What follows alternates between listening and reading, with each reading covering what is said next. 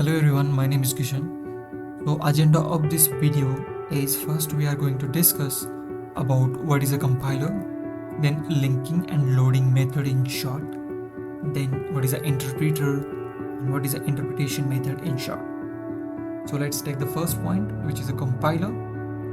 So a compiler is a program that is only responsible for carrying out a translation, not the program execution. Here, all program statements or expressions are compiled, so it is a process of creating an executable code. Due to the above statement, the compiler is faster than interpreter. It directly converts source code into machine code.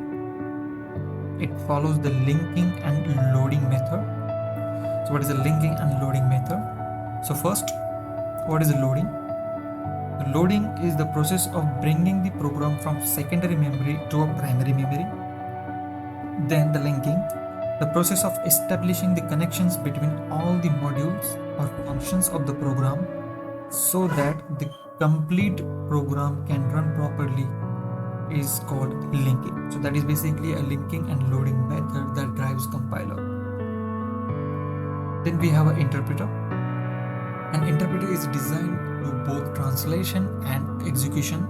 You remember the compiler, it is only meant for the translation.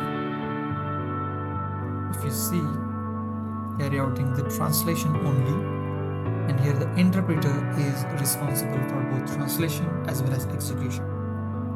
Here each line of code is converted into a machine code, and due to that reason, interpreters are considered slow as compared to compiler. It converts the source code into byte code and using a virtual machine to convert it into a machine code. It follows the interpretation method. So what is an interpretation method? Here each line is passed to an interpreter where the line gets compiled and ready for execution. So this is called interpretation method.